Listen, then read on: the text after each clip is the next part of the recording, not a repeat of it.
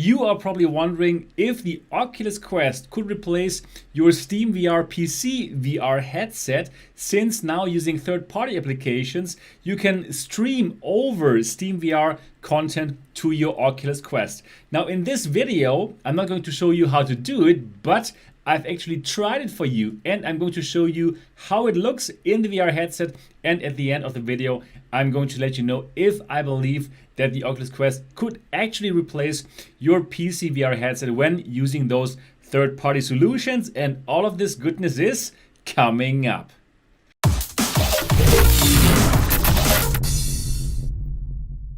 Hi and welcome to MRTV. My name is Sebastian Ang. If this is your first time here, and if you're just as excited about VR and AR as me, and if you appreciate independent reviews, then subscribe to this channel and click on the bell button so don't miss anything. So finally, I've also tried it. I tried to stream Steam VR, PC VR content over to my Oculus Quest, and the results you will actually see in this video. So which program did I use? First, I tried ALVR, and with ALVR, it's a free software and it gives you lots of settings where you can set the different bit rates, the different qualities, and so on and so forth. So that is definitely nice. However, then I tried virtual desktop, and for all of you who know my channel, you know that I'm actually a big fan of virtual desktop. And I must say, yes, the developer has done it again. I got better results with virtual desktop, and I even didn't have to set up anything. It simply just directly worked out of the box, and probably all of the magic behind it, it simply made it work well.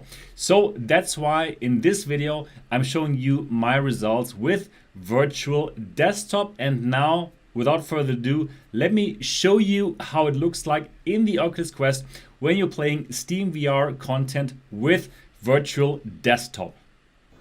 And here we are directly in the game. We are playing in death. Unfortunately, not yet on the Oculus Quest, but hopefully soon it's going to be there. And well, as you can tell, I can play in death without any problems. And the picture that you're seeing here, it is recorded on my Oculus Quest. So this is not the Steam VR video that you will see on your PC, and I did not record this on the PC. This is being recorded on the Oculus Quest. So all the artifacting that you see, or that you don't see right now, that is exactly the picture that I see on the Oculus Quest. And as you can tell, it looks actually great. I didn't have any big problems with artifacting or anything, and yeah, I can simply play in death and it's nice. And by the way, if you're wondering, hey, what's this cable coming out of the Quest? What is Sebastian doing here? Is he actually using some kind of wired connection to make this happen? No, this cable actually is going to the 3.5 millimeters headphone jack, and I'm using it to record audio because the internal way to record audio doesn't really work well. So this goes into a little recorder so that you can actually hear what I'm hearing as well. Yeah, I want to tell you something very important here if you want to try to do this. So for sure, your Wi-Fi router should be able to do 5 gigahertz. Use the 5 gigahertz band. This is absolutely crucial. Now for my router, it can do 5 gigahertz and 2.4 gigahertz. And I was under the impression that my Oculus Quest should automatically dial into the 5 gigahertz network, but actually it did not do so.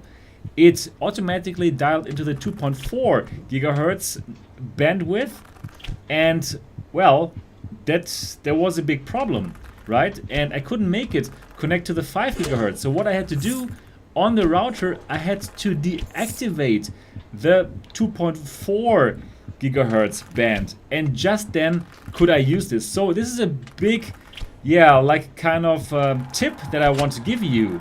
If you have really bad results, probably check if your Oculus Quest is actually dialed into the 5 gigahertz band and not the 2.4 one. And if it does not connect to the 5 gigahertz band, then deactivate the 2.4 gigahertz band on your router.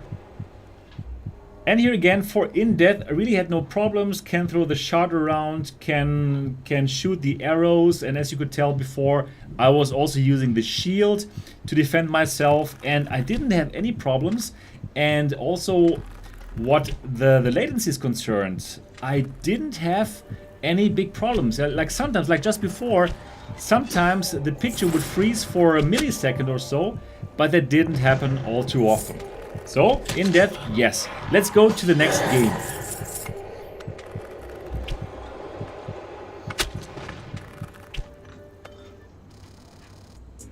And the next game that I wanted to try out, as you can tell here, is Beat Saber. Yes, I totally understand Beat Saber is totally available on the Oculus Quest itself, but I want to use this to try out a game where you would need really fast reactions. And there, just there you saw it. I did not fail because I suck at Beat Saber.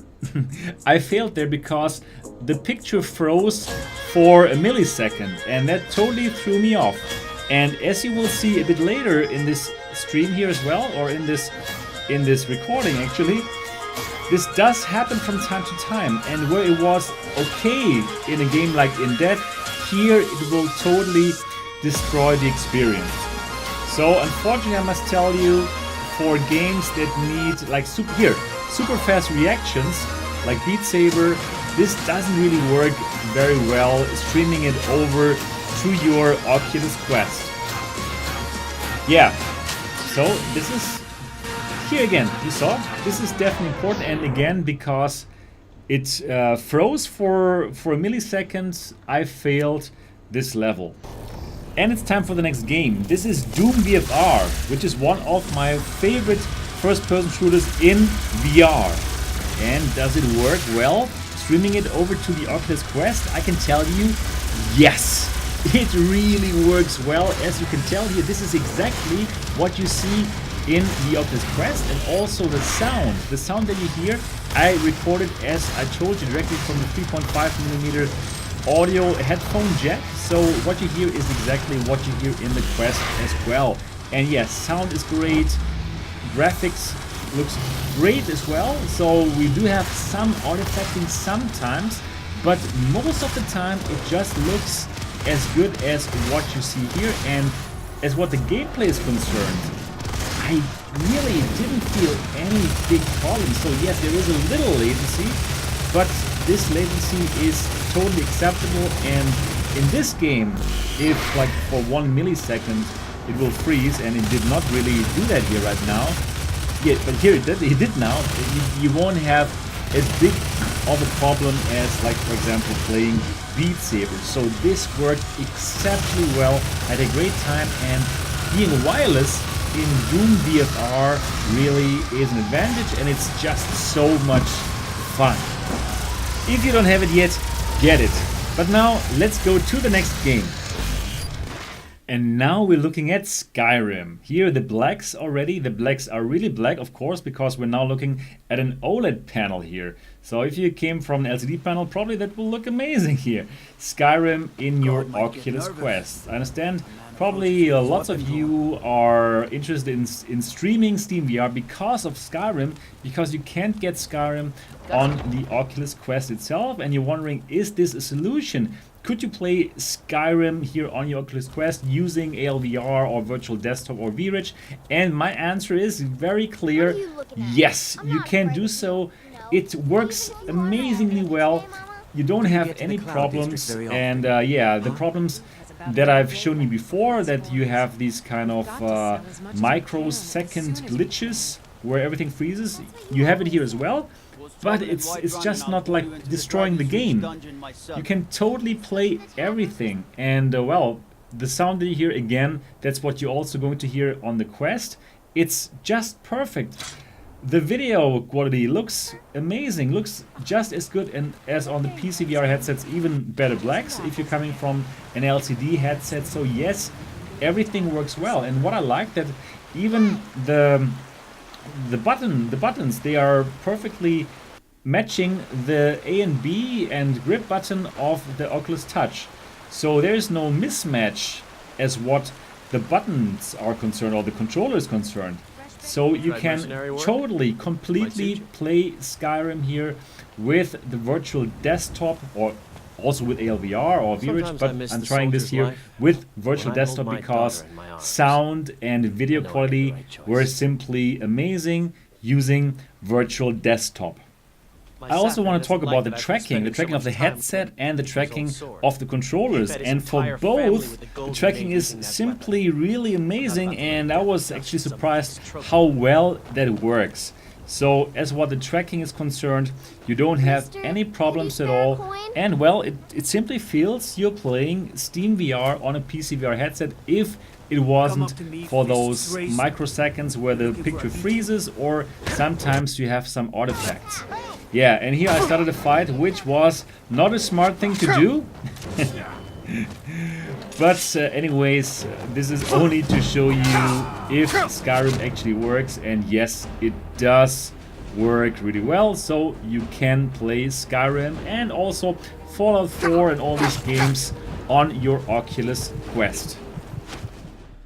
As you could tell, I got great results using virtual desktop streaming Steam VR PC content.